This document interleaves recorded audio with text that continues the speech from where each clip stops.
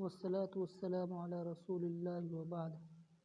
في الوطن أقام بوطنه رائے بریلی عاما وعشرة شهور من أول رمضان سنة 39 و200 وألف من الهجرية المصادف 30 من أبريل سنة 24 و800 وألف من الميلاد إلى 7 جماد الآخرة سنة 41 و200 وألف من الهجرية و17 يناير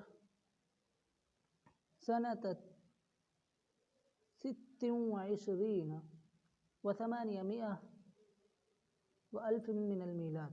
سید صاحب نے اپنے وطن رائے بریلی میں 1 سال 10 مہینے رمضان کے 1239 کے رمضان کے شروع سے مطابق 30 اپریل 1824 سے لے کر 7 جمادی الاخرہ 1241 ہجری مطابق 17 جنوری 1826 تک قیام کیا. وكان ذلك آخر عہد له بوطنه في حياته، اور یہ آپ کے زندگی کا اپنے وطن سے آخری واسطہ تھا. وكان من أهم أشغال هذه الأيام التي قضاها في وطنه، اور ان دنوں میں آپ نے اپنے وطن میں اہم ترین کاموں کو انجام دیا. الترغیب في الجهاد والدعوة إلى الدين وتربية رفقائه الإيمانية والعملية، جیسے جہاد کی رغبت دلانا، دین کی دعوت دینا اور اپنے رفقاء کے ایمانی و عملی تربیت کرنا. وانقضت هذه المدة في جو كانت تسوده العواطف الدينية والأحاسيس والانفعالات الإيمانية وترقيتها وتنشيطها وإنعاش روح العمل من جهة والمجاهدة وترويض النفس وقضاء حياة بسيطة عسكرية وتعليم التواضع من جهة أخرى. اور یہ مدت یا یہ زمانہ ایک ایسی فضا میں ختم ہوا جس فضا پر دینی شعور اور احساس اور ایمانی احساسات و تأثرات چھائے رہتے تھے.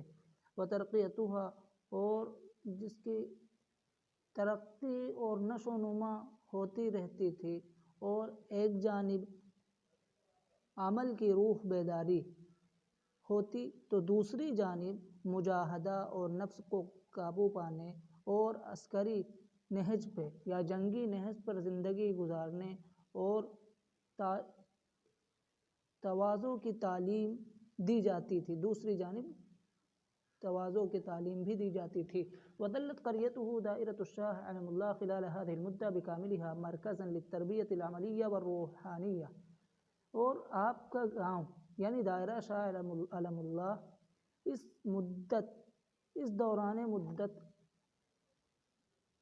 مکمل طور پر عملی و روحانی تربیت کا مرکز بن گیا.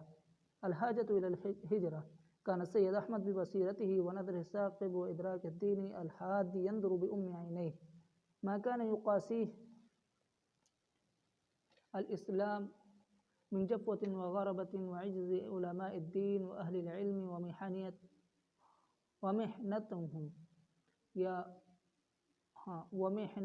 ومحنتهم بھی پڑھ سکتے ہیں فی تأدیت فرائضهم من کی وجہ سے.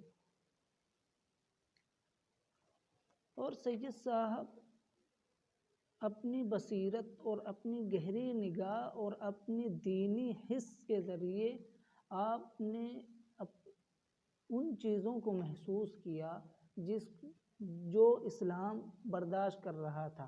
اب من بیانیوں کے ذریعے وہ چیزیں بیان کی جا رہی ہیں، جیسے تکلیف، مصیبت، علماء دین اور اہل علم کا عاجز ہونا، اور ان کی جو ہے اپنے مہمات میں محنت یا اپنے کاموں کو ادا کرنے میں ان کی محنت کو، ان تمام چیزوں کو سید صاحب نے محسوس کیا.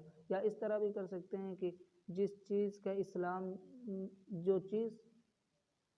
کو اسلام جفا کشی یعنی تکلیف اور اجنبی پن اور علماء دین اور اہل علم کی عاجزی اور ان کے اپنے کاموں میں کوتاہی یا اپنے کاموں میں محنت کو برداشت کر رہا تھا، اسلام برداشت کر رہا تھا.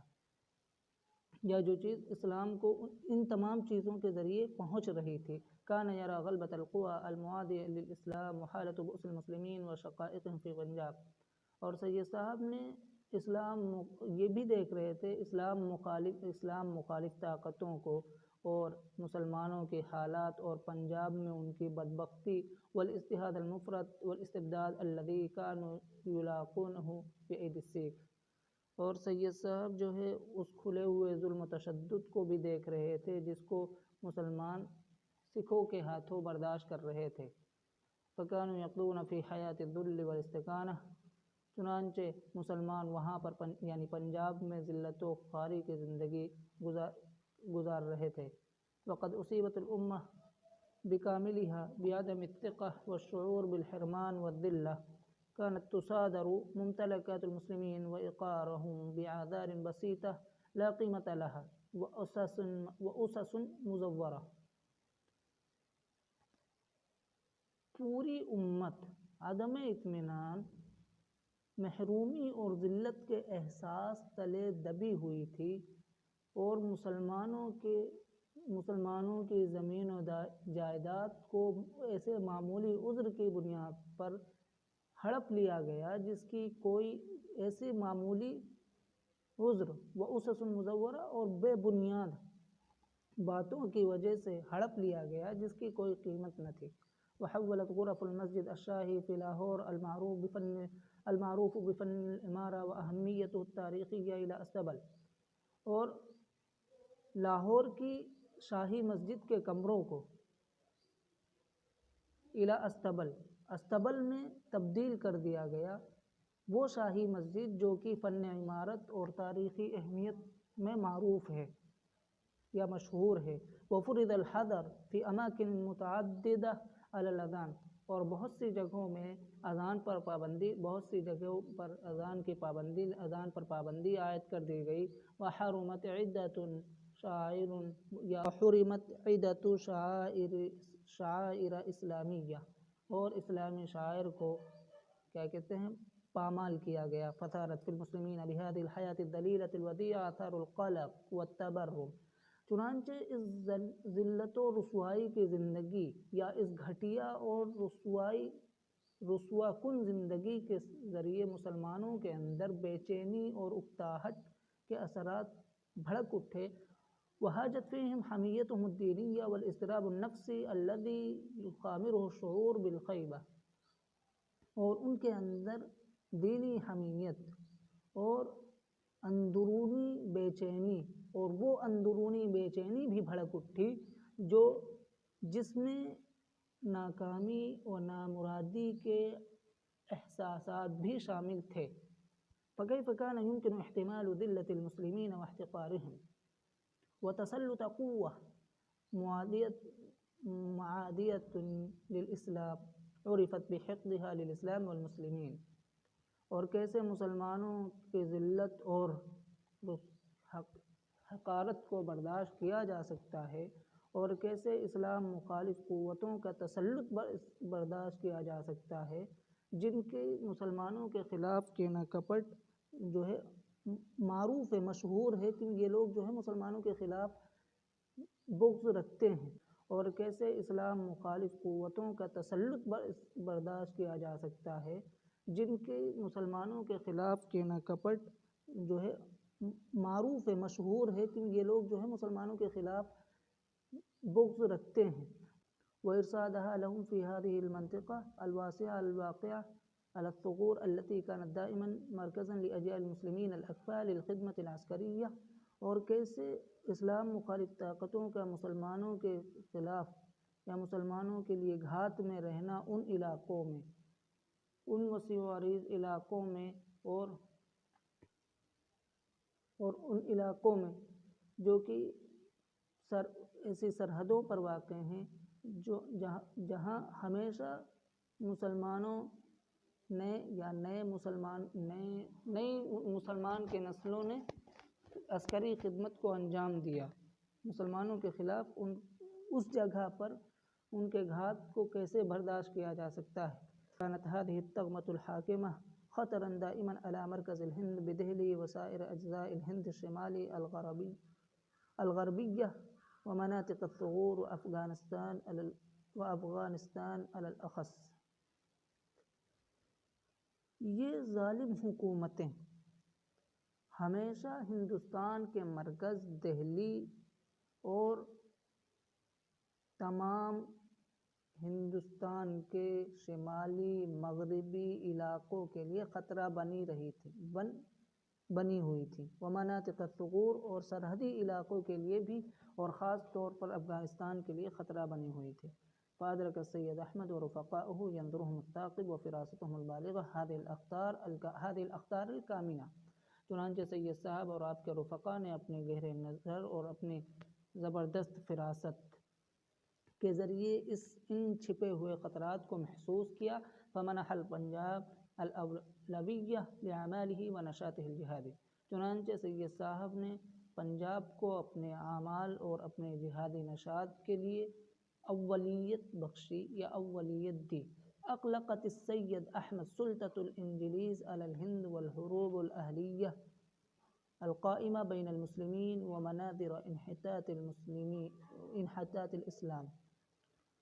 اور سید صاحب کو انگریزوں کا ہندوستان پر قبضہ اور والحروب الاہلیہ خانہ جنگی، اور وہ خانہ جنگی جو مسلمانوں کے درمیان قائم تھی یا جو مسلمانوں کے درمیان ہو رہی تھی، اور اسلام کی تنزلی کے مناظر سید صاحب کو بے چین کر رہے تھے، یہ تمام چیزیں سید صاحب کو بے چین کر رہی تھیں۔ وَأَثَارَتْ حَفِيظَتُ، اور آپ کے غصے کو بھڑکا رہی تھی۔ وَحَمِيَتْ بِهَا حَمِيَّتُ، اور اس کے ذریعے آپ کی حمیت وغیرت الدینیہ، اور آپ کی دینی غیرت جو ہے بھڑک اٹھی۔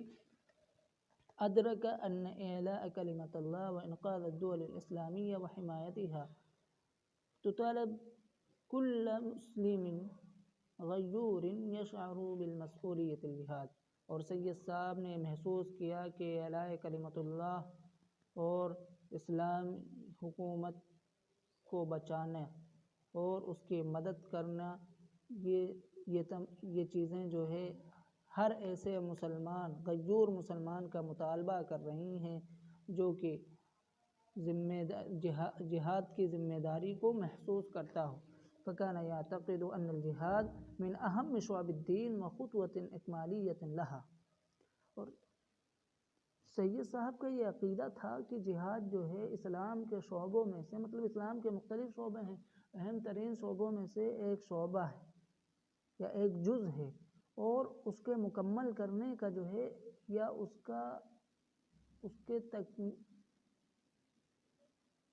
کے مکمل کرنے کا اکمالیت لہا، اس کے تکمیل کا جو ہے ایک قدم ہے، مطلب اسی کے ذریعے اسلام مکمل ہو سکتا ہے۔ وَكَانَ يَعْتَبِرُ الْهِجْرَةَ مُقَدَّمَةً لِلْجِهَادِ۔ اور سید صاحب ہجرت کو جو ہے جہاد کا جو ہے پہلا،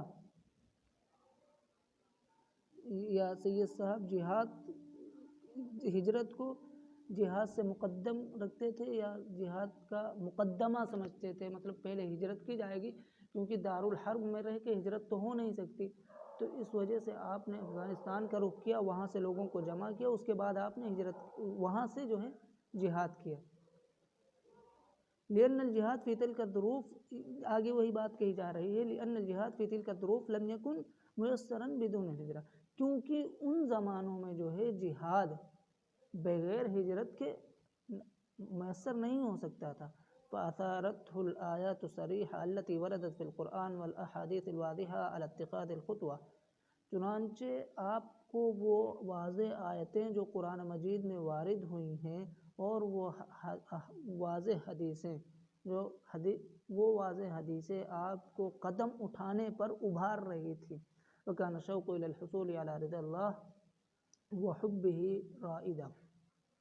اور اللہ کی رضا اور اس کی محبت، اللہ کی محبت کا شوق سید صاحب کی رہنمائی کر رہا تھا۔